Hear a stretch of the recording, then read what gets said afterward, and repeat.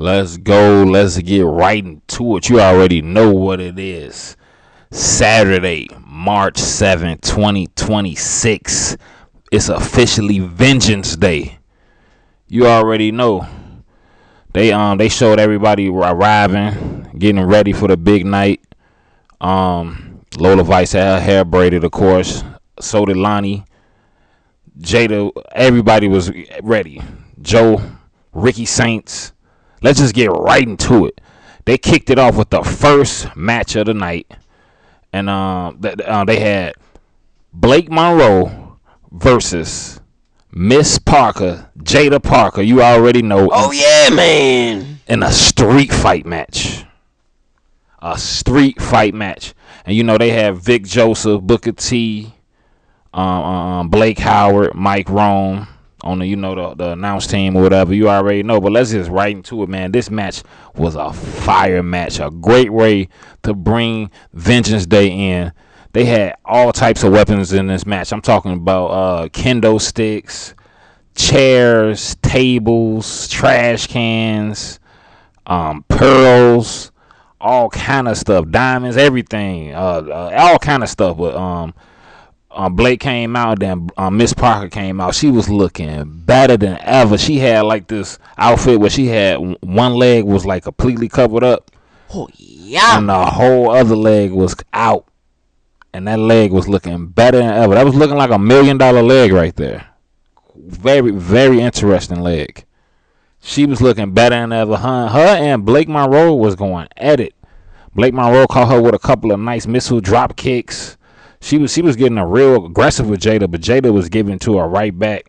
Blake Monroe was doing a lot of taunting. She did the Jada Parker high step, them LeBron high steps she do. She hit her with a couple of big moves, hard moves, big hard hits, chair shots. Both of them was hitting each other with chair shots and kendo sticks. And it wasn't lick, but they definitely had the titty shots going up here. Smack back action. All around. And Blake she got caught by that hypnotic by Miss Parker. She got caught by the hypnotic and still kicked out. Blake grabbed a bag of diamonds from under the ring, poured the bag out, had them everywhere. She would have Jada Parker on the top turnbuckle thing. She was up there and she ran up there and threw the diamonds all in Jada Parker's face. Kind of blinded her for a second with them big ass bright diamonds. Then she would went up there, grabbed her with her legs and threw her off the turnbuckle onto the diamonds with her legs. She got back up and Blake Monroe caught her with a nasty DDT on top of the diamonds. Forehead all on the diamonds, and she got that pin for the win, and she officially beat Miss Parker, aka Jada Parker, and got that pin for the win to kick off Vengeance Day. What did you think of that match, man? This was a good match, but it should have been Jada Parker winning instead of big head ass Blake Monroe. I told you Jada Parker ain't ready for Blake Monroe, aka Mariah May. You already know how she. The only reason Jada lost because Blake Monroe caught her with a headbutt during the match. Wherever, if it's a headbutt, an elbow, it don't matter. Mariah May, she been in them type of matches before. Her head looked like a refrigerator. She been doing her thing. She went against Toni Storm in a way more bloodier, insane hardcore match than this street fight. So this was light to her. Jada Parker, she too pretty for a match like this.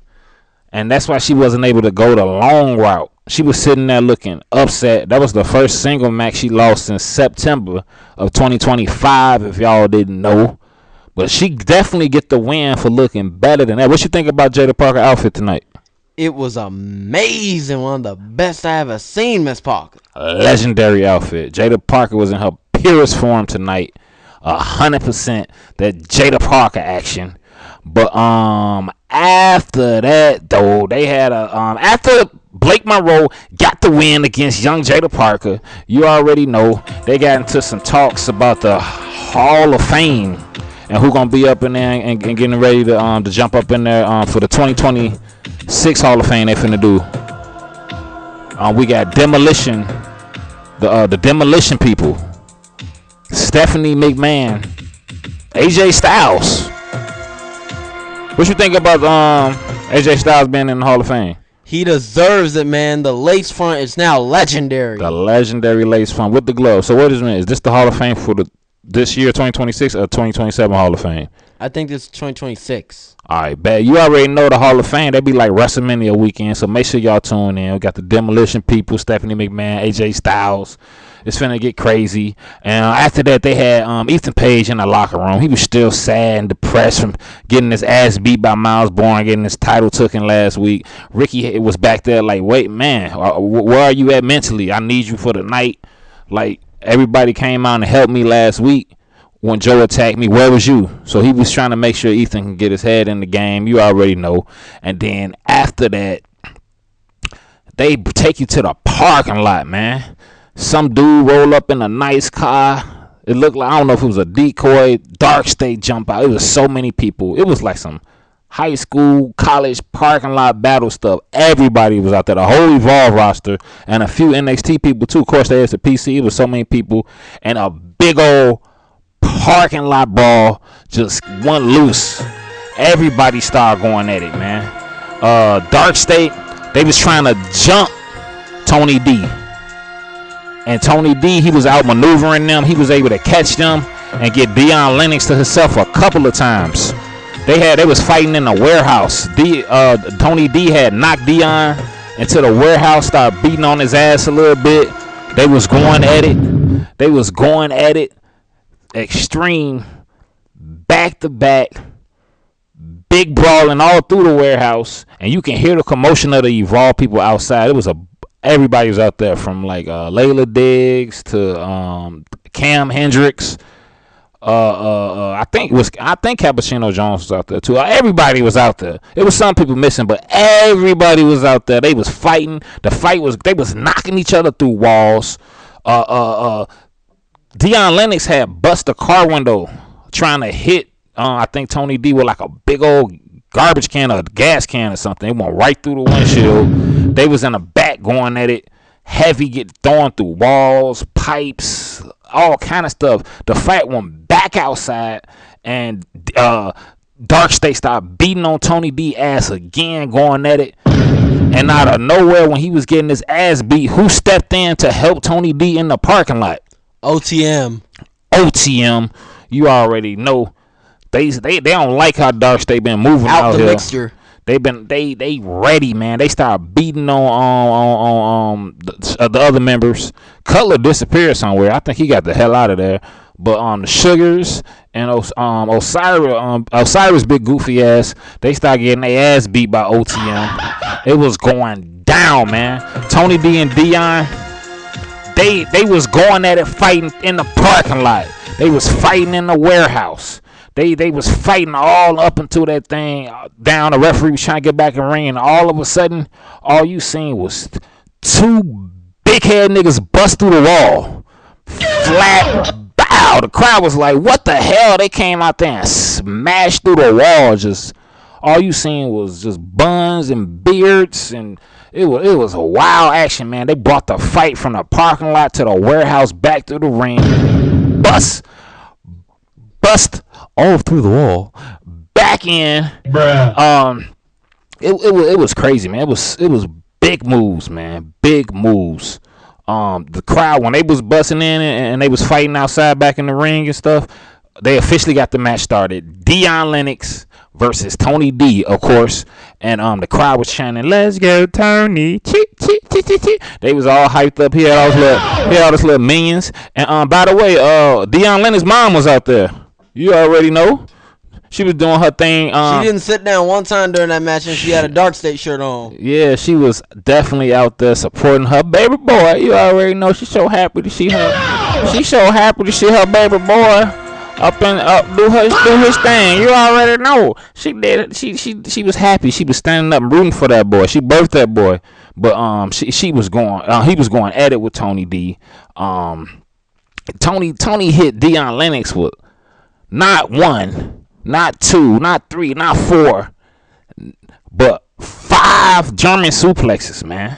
It was wild, man. Torture, hit him with a torture rack neck breaker. It was getting crazy. Dion had he had threw Tony Dookie D and through he was beating his ass, man. You had the holy shit chants, all kind of wild stuff. It came to a point these two big head motherfuckers was fighting on top of the damn barricade.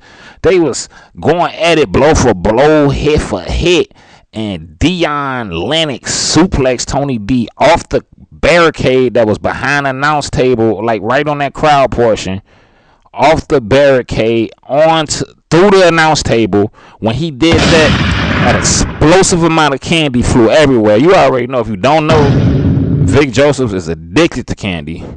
Booker T get all his snacks. He ain't got to buy no snacks. Vic Joseph got all the sweets, Laffy Taffies, graham crackers, Snicker bars, ho-hos, and Skittles. All kind of stuff you can get you can find in his pocket. But man, it was getting crazy. Dion mom was chanting his name. When he slammed Tony D through that table, some kind of way they made it back in the ring because the ref started counting, and Tony D ended up catching Dion, hitting, going into straight homeless face mode, wild as hell. He caught him with the dancer rights and got that pin for the win on Wwe Nxt. What did you think of this match, man? This was a good match. I like how it started, but how come Tony D had to win? Dark State could have just found a way to outmaneuver those OTMs, those ATM machines. OTM, I like how they stepped up and didn't just let Tony D we do not care. Get jumped. And I don't even like Tony D. I just didn't want to see him get his ass beat like that. But after Tony D got the big win on Wwe Nxt, we're going into the next match. They had a big match for the North American Women's Championship. And if y'all don't know, the first woman to ever actually put her hands on a North American Women's Championship was actually Sexy Red. If you didn't know, ski, you already know. But Tatum Paxton versus Izzy Get Damn, and not Dash either. Damn. Oh my God! Tatum, Izzy came out with the coloring. Was looking better than ever in her green. Izzy was looking better than ever. Sean Spears had his long haired ass out there. Shouts out to Nico, man. He dating Megan Walker, man. It's a win-win for him, man. He doing this thing. Oh my God! Shouts out to that man. I don't care what nobody say. Megan Walker 100% look better than Tiffany Stratton. But that's a conversation for another day. And you already know. Tatum Paxley versus Izzy Dane, man. This is Megan ain't got nothing on this. She way better. We'll talk about that. Megan Walker look way better than Tiffany Stratton, bro. Big moves from Tatum Paxley. Big moves from Izzy Dane, man. Tatum Paxley, man, you already know she a little out of it in her head, man. It's kind of easily to get her psyched out. You know, she still play with Barbie dolls, and you know, she do all kind of little kid shit. You know, she still watching Thomas in the morning. You know, eating Lucky Charms and all that. You already know how Izzy Dane do it. I mean, Tatum Paxley. You already know, nigga. They was going at it, man. Full throttle. Izzy caught Tatum Paxley with some big boots. I'm talking about big ass boots upside the head. It was a lot of she put Tatum Paxley in the damn Boston Crab, tried to break her back. She was really putting that extra weight on and leaning it back. You already know, if you've been in the Boston Crab, you know how that shit feel, man. It don't feel good, man. But Tatum Paxley got the most random move set ever when it come to wrestling, man. You never know what Tatum Paxley is going to do. She got a random ass move set. She can do anything. Flips, dips. She can kip up. She can do roundhouse kicks. She can do modified, all kind of things. She low key one of my favorite wrestlers of all goddamn time. But she was going at it against Izzy Dane, man. Powerhouse versus a person that can do anything. It was at one point in the match, Izzy Dane caught Tatum Paxley with a damn Claymore, Izzy Moore. She caught her ass, lay her ass down. She still couldn't get that pin for the win though, because Tatum Paxley, like I said, her moveset is just ridiculous. It's wow. It was a point that she was outside the ring though, and long haired ass Sean Spears tried to stop her from like going. He was playing mind games with her, man. He was looking straight deep in her eyes, man. Like yeah. He was looking at her weird. She was looking at him back, but Tatum Paxley, she been getting smarter. She been going through her therapy. She been reading her Dr. Seuss books. She knew to get back in there. She know after 8, it comes 9, and then comes 10. And she knows her ABCs too. So shouts out to Tatum Paxley. She heard that 9. She jumped her ass back in the ring. Her and Izzy was going at it heavy. Tatum tried to land like a 450. Izzy, she got up. She wasn't going for that. Izzy had caught her with some nasty moves, but she had caught her with that move when you jump, lay on your back, and you just hit them with all your knees. She caught Tatum Paxley with that.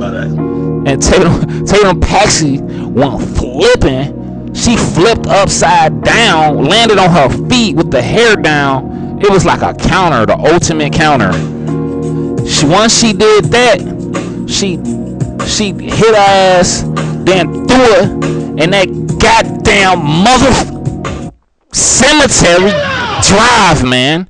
She caught Izzy with the cemetery drive, laid her ass out, but before she did that, Sean long-haired ass stood up on the apron. He tried to grab Tatum Paxley. She like moved out the way. Izzy came and knocked Sean Spears out the way. Nico was all, "Oh, my master is hurt. My master is hurt. Let me see if he's all right." And Izzy got caught by that cemetery drive, and Tatum Paxley got that pin for the win, making young Tater Tot Paxley the new Women's North American Champion, nigga.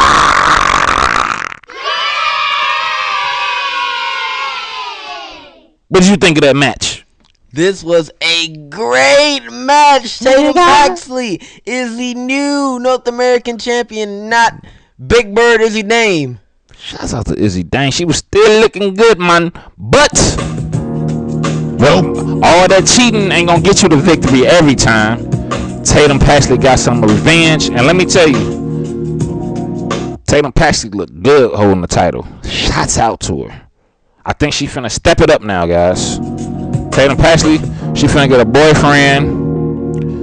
She about to start, just stepping it up a little bit, She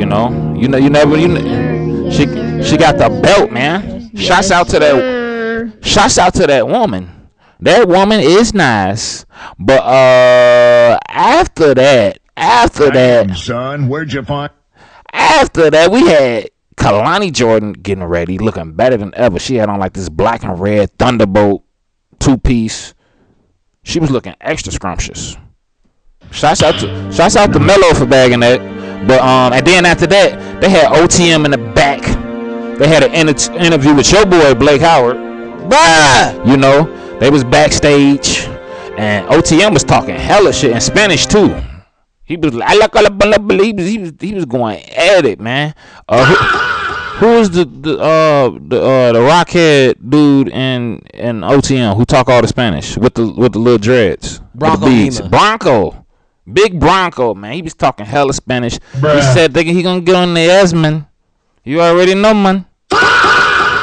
It's going down. But after that, they had Robert Stone. He was in a ring looking weak as hell. Interim manager.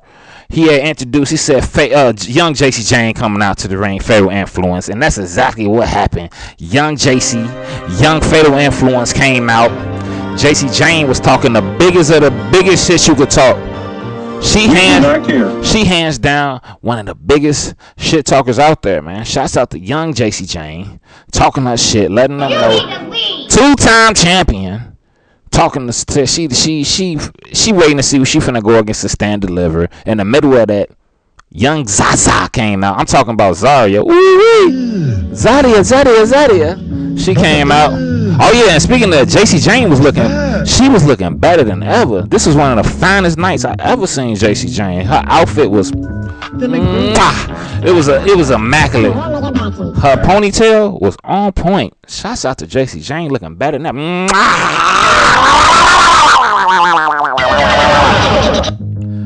Zarya was looking good too. Zaza. But after that, after Zarya came out talking big stuff towards them, Fallon had got up and like, man, listen, man, I helped JC and Laney I helped JC. They a team. They were talking about they got real love for each other because Zarya said they ain't got no love for each other. So Ruka came out. She started talking to Zarya.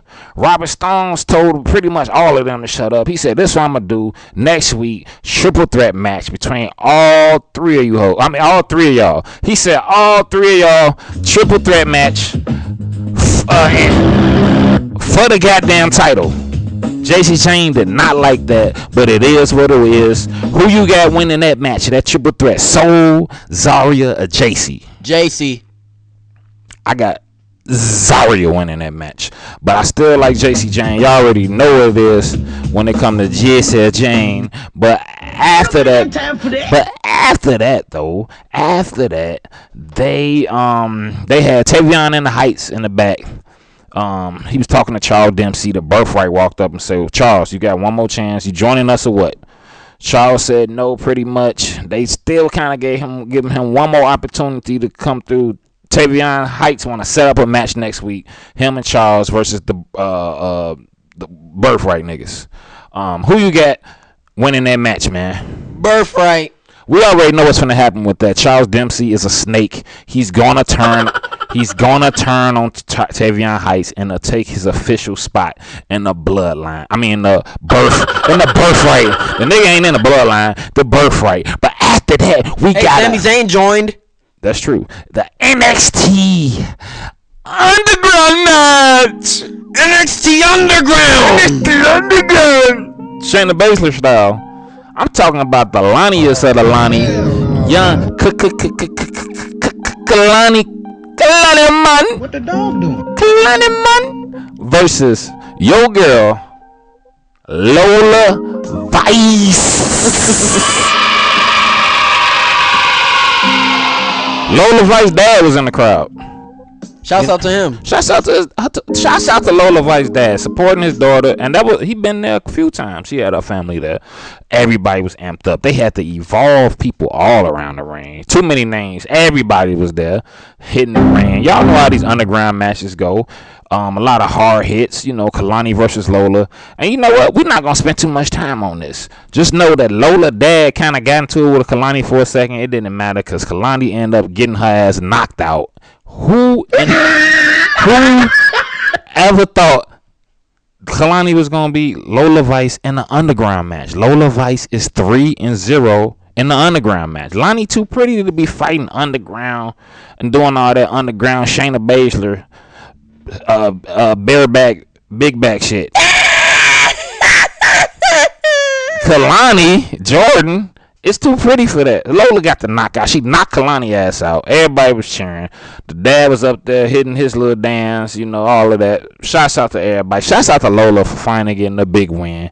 You already know. And then after that though, they had Fatal Influence in the back, and they was plotting and scheming.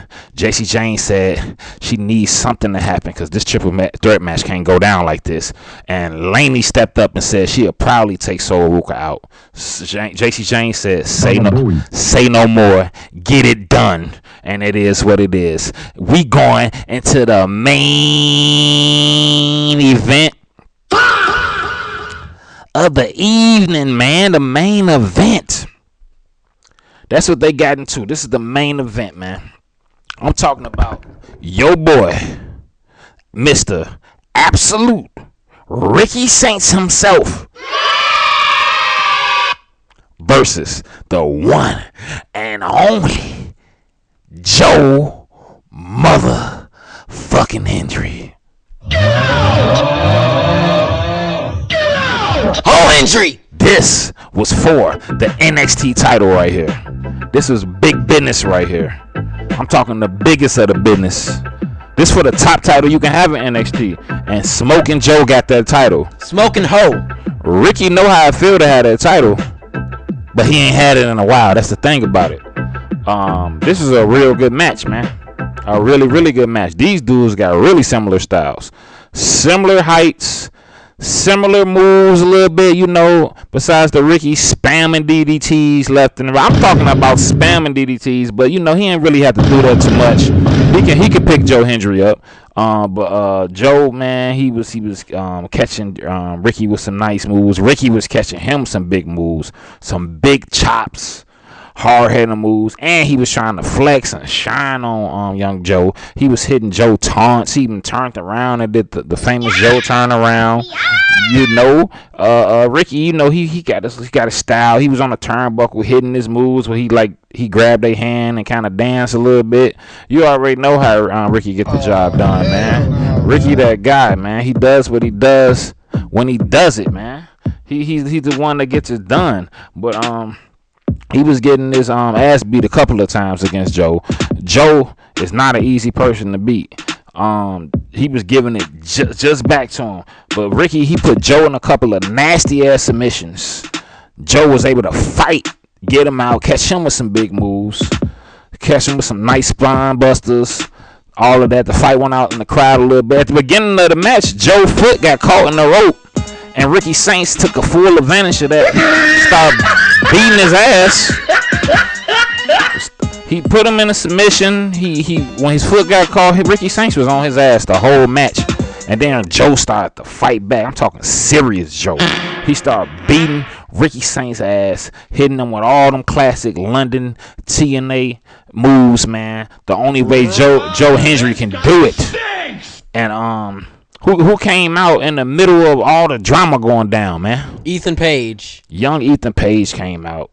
He had he grabbed the title, slid it over there to Joe Hendry. Joe Hendry didn't take it. Ricky tried to get it. It was too much confusion. The referee ended up getting distracted. Ricky Saints low blowed Joe Hendry, hit him with the absolute DDT, and still didn't get the win. The referee got knocked into the turnbuckle after that. And what my man Smoking Joe do? He low blowed Ricky Saints back with his Smoking Ho. He hit him and then caught him with a nasty choke slam. Dropped his big head ass on the canvas and got the pin for the win.